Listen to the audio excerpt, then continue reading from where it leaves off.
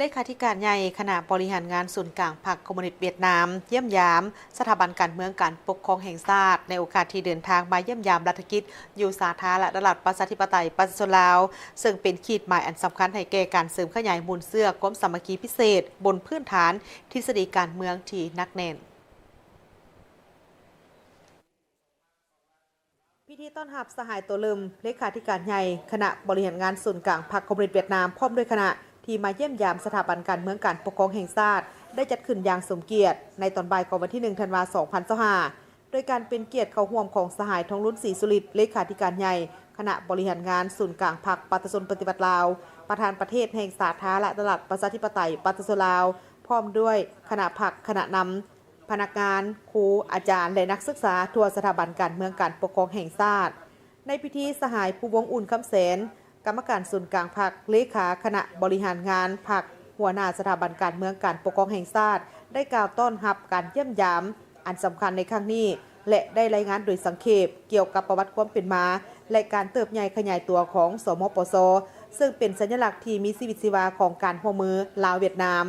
สมปสมีต้นกำเนิดมาจากโรงเรียนสามัคคีที่ได้รับการสร้างตั้งขึ้นในปี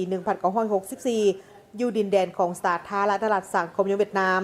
สื่อของเฮียนแมนได้ส่องแสงให้เห็นถึงความสามัคคีอันดูดดื่มระหว่างศูนย์กลางพรรคประชาชนลาวและพรรคคนงานเวียดนามในสมัยต่อสู้กู้ชาติปัจจุบันการร่วมมือระหว่างสมปสและสถาบันการเมืองแห่งชาติโฮจิมินห์บ่เพียงแต่เป็นการแลกเปลี่ยนทางวิชาการเท่านั้นแต่ยังเป็นการสร้างความเป็นเอกภาพทางด้านทฤษฎีและอุดมการณ์ให้แก่สองพรรคผลงานอันที่พ้นเด่นที่สุดในประวัติศาสตร์การร่วมมือแม่นการสำเร็จโครงการแปลนิพนธ์เลือกเฟ้นของมาร์กอังเกนเลนินโฮจิมินห์และนิพนธ์ครบสุดโฮจิมินห์จำนวน15เล่มพร้อมด้วยวจนานุกรมเวียดนามลาวเพื่อรับใช้ในการค้นคว้าการเรียนการสอนและการกำหนดแนวทางนโยบายของภาครัฐในโอกาสนี้สหายตัวเริ่มก็ได้แสดงความดีใจที่ได้มาหวนคืนการเยี่ยมยามสถาบันการเมืองและการปกครองแห่งชาติอีกครั้งและแสดงความขอบใจต่อการต้อนรับอันอบอุ่นในครั้งนี้สหายได้ยกให้เห็นถึงสายพันธมิตรภาพและมูลเสื้อแห่งความสามัคคีพิเศษช่วยเหลือซึ่งกันและกันบนจิตใจเข้าเม็ดฮักพักเซนแบงของสองพรรคประชาชนปฏิบัติลาวและพรรคคอมมิวนิสต์เวียดนามที่มีต้นกำเนิดมาจากพรรคคอมมิวนิสต์อินโดจีนซึ่งได้รับการก่อตั้งโดยประธานโฮจิมินห์ประธานไกรสอนพรหมวิหารและประธานสุพรรณวงศ์สองพรรคได้สามัคคีกันอย่างแน่นแฟ้นมาโดยตลอดนำพากองทัพและประชาชนสองประเทศเคียงบ่าเคียงไหลกันแบ่งสุขแบ่งทุกข์ร่วมเป็นร่วมตายน้ำกันด้วยความมุ่งหวังที่ว่าบ่มีหยังประเสริฐกว่าเอกราชและเสรีภาพ